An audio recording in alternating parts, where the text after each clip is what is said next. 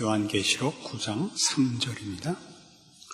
또 황충이 연기 가운데로부터 땅 위에 나오매 저희가 땅에 있는 전갈의 권세와 같은 권세를 받았더라.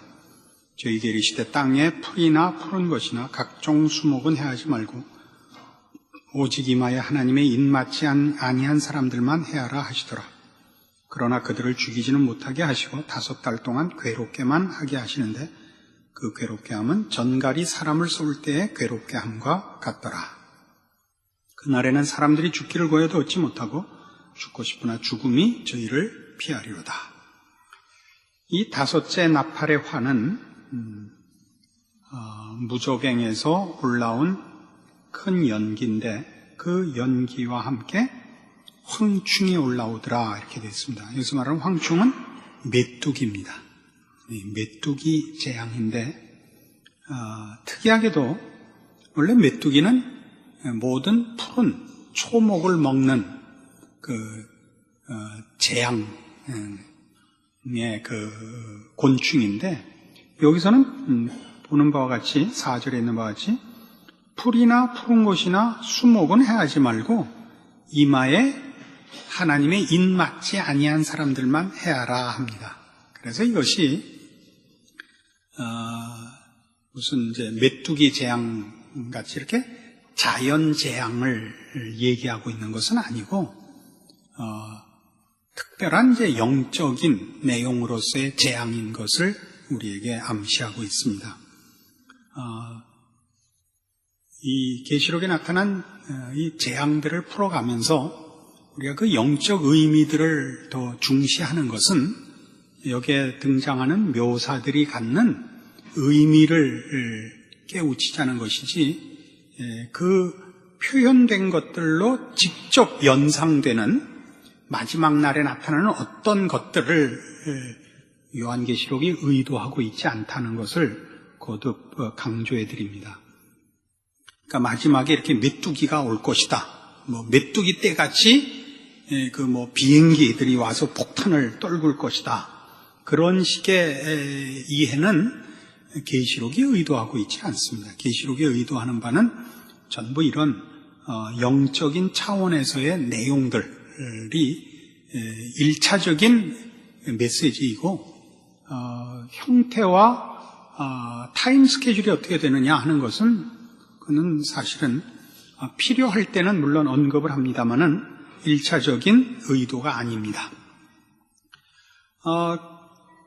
이 황충이 해하는 것이 전갈과 같다. 이렇게 얘기함으로써 우리에게 하나님의 입맞지 아니한 자들이 당하는 이 재난이 어떤 재난인가 하는 것을 푸는 열쇠를 제공합니다. 신명기 8장에 가시면 구약성경 274페이지, 275페이지일지도 모르겠습니다. 제 성경은 큰 글 성경입니다. 그래서 여러분 보시는 성경하고 페이지를 맞춰서 해놨는데 가끔 한 페이지 정도 틀리는 수가 있습니다. 제 성경은 275페이지입니다. 신명기 8장 11절입니다. 내가 오늘날 네게 명하는 여호와의 명령과 법도와 규례를 지키지 아니하고 내 하나님 여호와를 잊어버리게 되지 않도록 삼갈지어다. 네가 먹어서 배불리고 아름다운 집을 짓고 거하게 되며 또 네 우양이 번성하며 네 은금이 증식되며 내 소유가 다 풍부하게 될 때 두렵건대 내 마음이 교만하여 내 하나님 여호와를 잊어버릴까 하노라. 여호와는 너를 애굽 땅 종되었던 집에서 이끌어내시고 너를 인도하여 그 광대하고 위험한 광야 곧 불뱀과 전갈이 있고 물이 없는 간조한 땅을 지나게 하셨으며 또 너를 위하여 물을 굳은 반석에서 내셨으며 내 열조도 알지 못하던 만나를 광야에서 네게 먹이셨나니 이는 다 너를 낮추시며 너를 시험하사 마침내 네게 복을 주려 하심이었느니라. 여기 광야에 관한 설명 15절에 보시면 위험한 광야 곧 불뱀과 전갈이 있고 물이 없는 간조한 땅, 여기 이제 말하자면 그 전갈이 등장을 합니다. 그러니까 전갈로 대표되는 것이 뭐냐 하면 이런 해충이 있는 곳, 해함이 있는 곳, 상함이 있는 곳, 하나님의 통치 영역이 아닌 곳. 하나님의 통치 영역이 아닌 곳은 없습니다만은 하나님의 은혜의 통치 영역이 아닌 곳을 상징하는 것이란 말입니다. 하나님께서 이스라엘 백성을 꺼내서 약속한 곳은 젖과 꿀이 흐르는 땅 가나안이고, 그러니까 이 이스라엘 백성에게 지금 모세가 너희는 하나님의 말씀을 듣고 그 약속의 땅에 들어가서 편안히 살 때에 혹 하나님을 잊을까 내가 두려워한다. 하나님께서 너희를 애굽에서 꺼내셨고 광야를 지나와. 광야도 그런 때는 애굽인 셈이에요. 애굽과 광야를, 애굽에서 나와 광야를 통과하여 이 가나안 땅에 이르게 하셨느니라 해서 그 지금 광야인 거예요. 거기는 가나안과 비교해 볼 때 하나님께서 은혜로 다스리는 영역이 아닌 곳을 말합니다. 그러니까 구체적으로 좀 더 이 뜻을 살펴봅시다. 에스겔서 2장.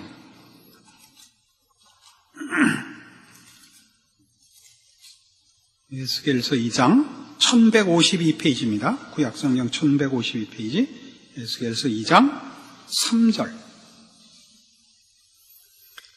내게 이르시되 인자야 내가 너를 이스라엘 자손 곧 패역한 백성 나를 배반하는 자에게 보내노라. 그들과 그 열조가 내게 범죄하여 오늘날까지 이르렀나니 이 자손은 얼굴이 뻔뻔하고 마음이 강팍한 자니라. 내가 너를 그들에게 보내노니 너는 그들에게 이르기를 주 여호와의 말씀이 이러하시다 하라.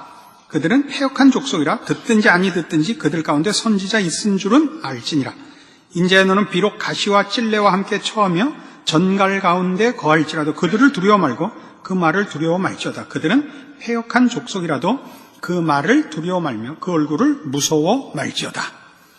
이제 에스겔 선지를 누구에게 보내냐면 이 하나님을 배반한 이스라엘 백성에게 보냅니다. 그러죠? 3절에 있는 바와 같이 인자야 내가 너를 이스라엘 자손 곧 패역한 백성 나를 배반하는 자에게 보내노라 이거예요. 근데 이 자손은 얼굴이 뻔뻔하고 마음이 강팍한 자들이에요. 이 하나님을 배반하고 그 얼굴이 뻔뻔하고 마음이 강팍한 자들을 6절에서 뭐라고 묘사를 하냐면 가시와 찔레, 전갈이라고 묘사하고 있는 겁니다. 그죠? 인자야 너는 비록 가시와 찔레와 함께 처하며 전갈 가운데 거할지라도 그들을 두려워 말고 그 말을 두려워 말지어다. 그러니까 하나님을 배반하고 얼굴이 뻔뻔하고 그 마음이 강팍한 자들, 즉 이제 죄로 물든 자들, 믿음을 버린 자들을 찔레라, 가시라, 전갈이라 그러는 것입니다. 아까 우리 신명기 8장에서 볼 때는 광야를 뱀과 전갈이 있고 해충과 독충이 있고 물이 없는 땅, 그래서 하나님의 은혜의 통치 영역이 아닌 곳, 그러니까 죄악된 세상을 암시한 그것과 지금 맞아떨어지고 있습니다.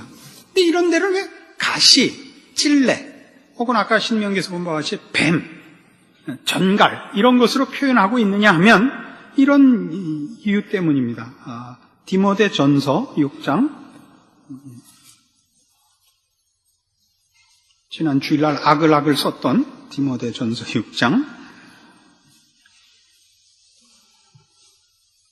341페이지입니다. 9절, 6장 9절. 부하려 하는 자들은 시험과 올무와 여러 가지 어리석고 해로운 정욕에 떨어지나니 곧 사람으로 침륜과 멸망에 빠지게 하는 것이라. 돈을 사랑함이 일만 악의 뿌리가 되나니 이것을 사모하는 자들이 미혹을 받아 믿음에서 떠나 많은 근심으로써 자기를 찔렀도다.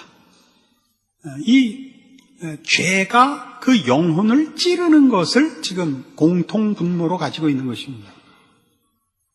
그러니까 전갈이 있는 곳, 우리 오늘 계시록식으로 하면 황충이 그 전갈같이 쏘는 것을 가지고 있는 것, 이런 것들은 다 그 가진 바 독성들, 그리고 그 독성은 죄로부터 나온 것임을 성경이 우리에게 묘사하려고 하고 있는 것입니다.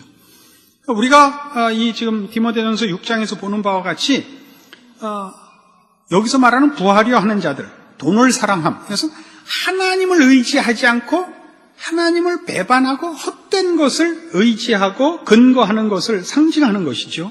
부자를 욕하는 것이 아닙니다. 그러니까 그들이 하나님을 놓고 죄를 붙잡으면 죄는 찌르는 것이다 이거죠. 죄는 독성을 가져. 고통을 주는 것이다. 죄로부터 고통이 온다. 그러니까 황충이 올라와서 하나님의 입맞지 않은 자들을 쏘는 것은, 하나님을 모시지 않는 모든 심령들은 죄가 저들을 찔러 고통스럽게 하는 것입니다. 죽기를 구하여도 죽지는 못하고 고통 속에 살아갑니다. 우린 지금 계시록을 계속 생각하면서 이 종말에 관한 이 계시록의 그 예언들이 이게 예수님 오시는 시대까지 쭉 기다리다가 마지막 몇 년 사이에 일어날 일을 예언하고 있는 것이 아니라 예수님 승천하시고부터 다시 오시는 그 긴 기간, 어느 만큼 될지 몰라요. 벌써 2000년이나 지났어요. 그 긴 기간 동안에 인간 세상의 삶을 묘사하고 있다는 걸 잊지 않아야 됩니다. 여기서 나타나는 재앙들은 다 하나님 없이 사는 자들이 죄로 말미암아 자초한 재난인 것을 보게 됩니다. 그러니까 이 재앙은 이미 실현되고 있고 계속 이어질 것입니다. 그래서 여러분, 세상을 보시면 우리나라가 꼭 미국 때문에 그런 건 아니지만 어디나 다 이 물질주의로 가는 세상이 그리 갈 수밖에 없습니다만, 이젠 전부 죽기 아니면 까무러치기가 됐죠. 한탕해서 돈 생기면 좀 매덕을 털어서도 그저 한 달 만에 다 써버리고, 털다가 잡히면 감옥 가서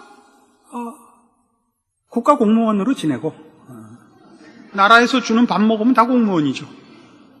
또 나오면 또 한탕해서 성공하면 잘 살고, 아님 말고. 하나님 없으면 다 그렇게 살지요. 다 그렇게 살죠. 고통 속에 있죠. 돈을 털어서 가지고 있어도 고통이요, 없어도 고통이요. 그것이 해결이 아닌데 정말 전갈에 쏘는 것 같은 독을 쏘임을 받고 있죠. 죽기를 원해도 죽을 수도 없어요. 죽을 수도 없어요. 우리나라 말이 그 세계 다른 말보다 그 우수한 것은 그 표현에 있어서 표현의 그 핵심을 잘 나타내기 때문인데, 우리나라 말의 엄살이 언제나 그래요. 아이고 죽겠다, 머리가 아파 죽겠다, 애새끼들 때문에 죽겠다. 정말 이게 전부 죽을 노릇입니다.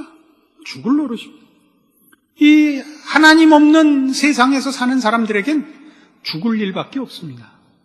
지가 죽든가 남을 죽이든가, 전갈에 쏘이든가 쏘든가, 한쪽으로는 쏘이고 한쪽으로는 쏘고 그러겠죠. 이게 지금 얘기들입니다. 그래서 복음을 받아들인, 즉 하나님의 사람들은 바로 이런 재앙으로부터는 그들이 면제되어 있는 것을 성경이 얘기합니다. 누가복음 10장에 가보십시다.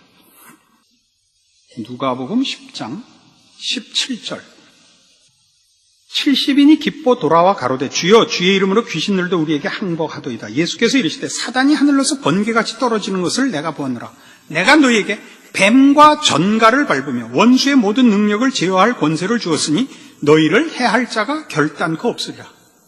이것은 물론 하나님의 백성들이 가지는 사단의 위협보다 훨씬 큰 보호와 안전함 속에 있음을 약속한 것이기도 합니다마는, 내용적으로 들어가 보면 뱀과 전갈을 밟으며 원수의 능력을 제어하는 그 가장 본질적인 그 해결은 뭐냐면 죄의 공격으로부터의 해방입니다. 죄의 공격으로부터의 해방. 예수 믿는 사람들이 예수 믿은 것에 대하여 안도를, 그러니까 감사를 느끼는 것은 대부분의 경우는 뜻밖에도 재난을 당했을 때입니다. 그죠? 재난을 당해보면 그때 비로소 에이쌍 다 갖고 가라 그래. 나야 뭐 죽으면 천국 갈 건데 뭐 내 겁날 게 뭐 있어. 근데 그걸 왜 망했을 때 부르짖나 모르겠어요. 여유 있을 때는 안 하다가 이제 뭐 홀라랑 해먹고 나면, 다 털리고 나면 그걸 해요. 그리고 여러분이 저한테 와서 하는 그 많은 간증 속에 그때 잘 나갈 때 목사님을 만났어야 되는데 망하고 나서 만나서 죄송하다 그래요. 좀 두루두루 친구분들한테 얘기해서 아직 망하지 않은 친구분들에게 좀 미리 와서 나를 만나라고 좀 해주십시오. 그러나 그런 때 우리는 말하자면 재난을 당했을 때, 절망 앞에 섰을 때 그게 우리에게 끝이 아니라는 것을 발견하죠. 이게 바로 여기서 말하는 뱀과 전갈을 밟으며 원수의 모든 능력을 제어하는 권세입니다. 저들은 우리에게 어찌할 수가 없습니다. 이런 것들은 고린도전서 15장에 가면 이런 식으로 표현되어 있습니다. 고린도전서 15장 53절 보십시다.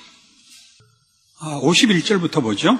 보라, 내가 너희에게 비밀을 말하노니 우리가 다 잠잘 것이 아니요 마지막 나팔의 순식간에 후련히 다 변화하리니 나팔 소리가 나며 죽은 자들이 썩지 아니할 것으로 다시 살고 우리도 변화하리라. 이 썩을 것이 불갑을 썩지 아니할 것을 입겠고 이 죽을 것이 죽지 아니함을 입으리로다.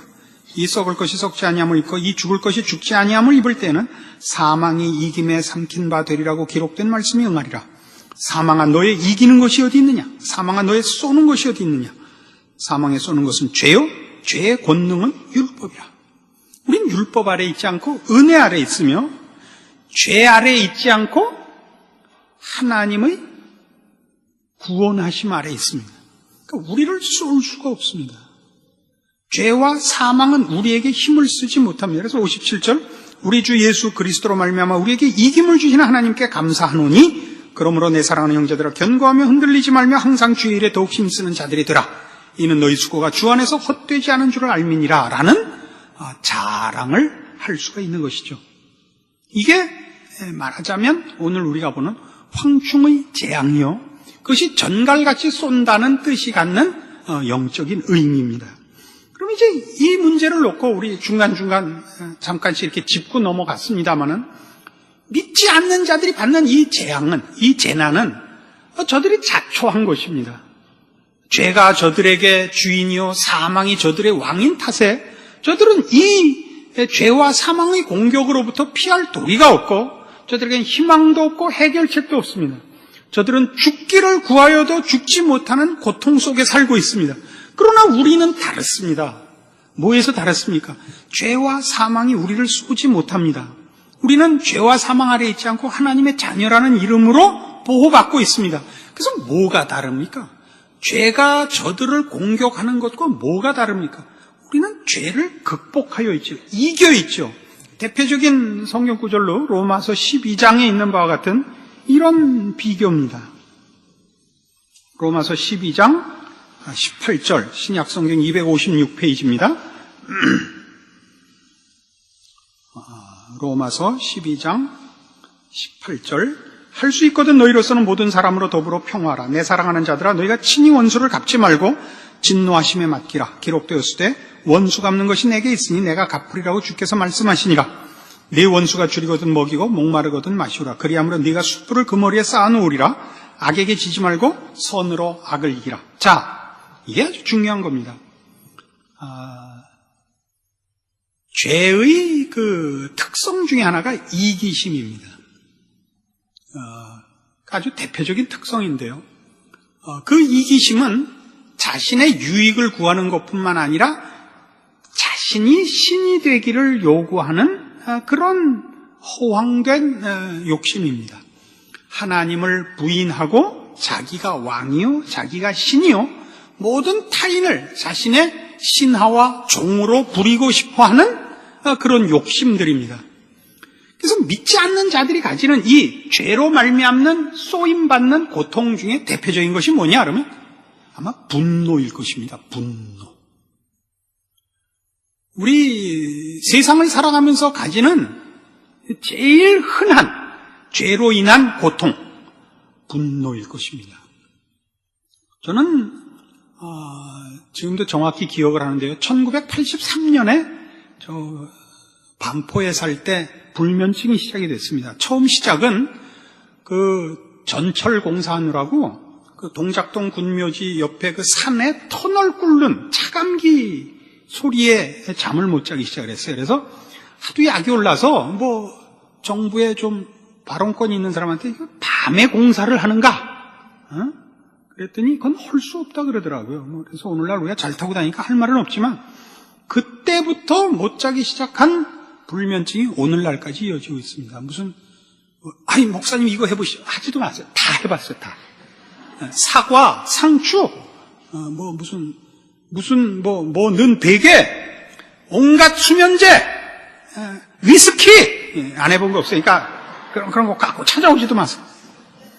그러니까 지금 풀로 20년을 불면증을 앓는데 지금부터 할 얘기는 이거예요. 또 기억은 이거네. 아니 목사님이 위스키를 그런 아니고 제일 중요한 건 이거예요. 잠을 못 자면 말이에요. 베라벨 생각이 다 나요. 그게 제일 죽겠어요. 잠을 못 자는 것보다 밤에 혼자 잠이 안 와서 가만히 있으면 잊었던 옛 생각이 나는데 그게 처음 3년 동안 전부 뭐냐면 억울했던 일이에요. 그 쌍놈 새끼를 내가 이제 만나고 그때 내가 왜 그 껍질을 벗겨서 회를 이게 3년을 이걸 하는데 죽겠더라고요. 그 다음 3년은 뭐였게요? 병신짓한 생각이 나요. 그때 내가 왜 그랬을까? 이게 죽겠어요. 세상에 그거같이 고통스러운 건 없어요. 이 억울한 생각이 나면요 이렇게 확 달아올라요. 아주 휘발유 끼얹고 불 지른 것 같아요.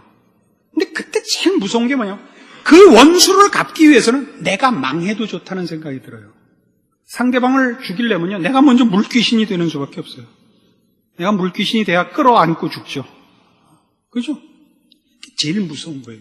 그러니까 성경이 우리에게 원수 갚지 마라 이런 것은 양보하라 이런 것이 아닙니다. 그런 경지, 악한 일, 악한 생각, 악한 자리 가지 마라 이거예요. 가지 마라. 그게 복이에요. 이런 거랑 같죠. 더러운 거 만지지 마라. 그런 것과 똑같은 거예요. 그게 복이죠.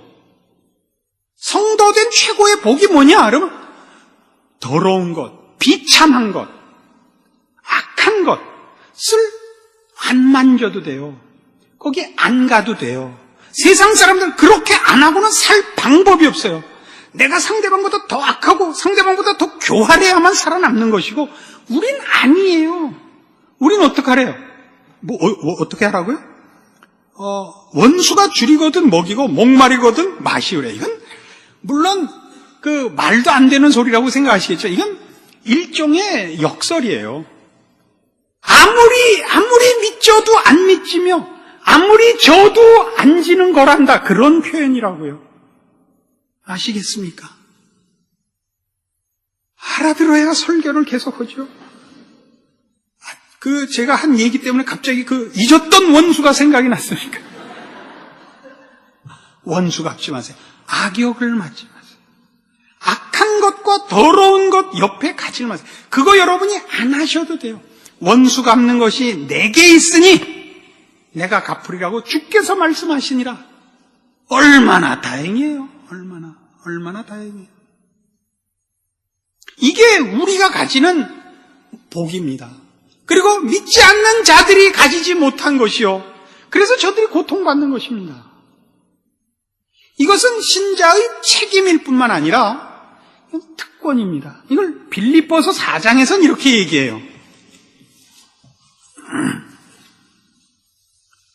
322페이지입니다. 빌립보서 4장 4절입니다. 빌립보서 4장 4절. 주 안에서 항상 기뻐하라. 내가 다시 말하노니 기뻐하라. 너희 관용을 모든 사람에게 알게 하라. 주께서 가까우시니라. 아무것도 염려하지 말고 오직 모든 일에 기도와 간구로 너희 구할 것을 감사함으로 하나님께 아뢰라.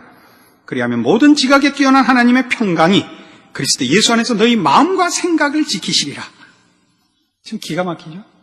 부족한 거나 아쉬운 거 있으세요? 하나님께 넘기라는 거예요. 하나님께 넘기세요. 여러분이 직접 하지 마세요. 그러면 하나님께서 다 해주실 거예요. 그래서 뭐라 그래요? 하나님의 평강이 그리스도 예수 안에서 너희 마음과 생각을 지키시리라.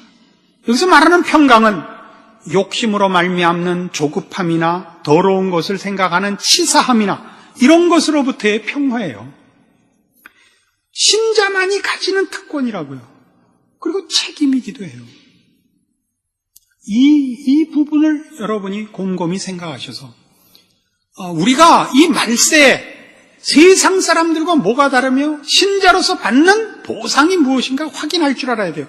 이 보상을 확인하지 못하면 여러분은 세상 사람들과 나와의 차이를 구별 못하게 돼요. 그 차이를 구별 못하면 여러분은 세상을 따라가며 세상 사람들 하는 짓을 여러분이 본뜨고 저들과 쓸데없는 경쟁을 하게 돼요.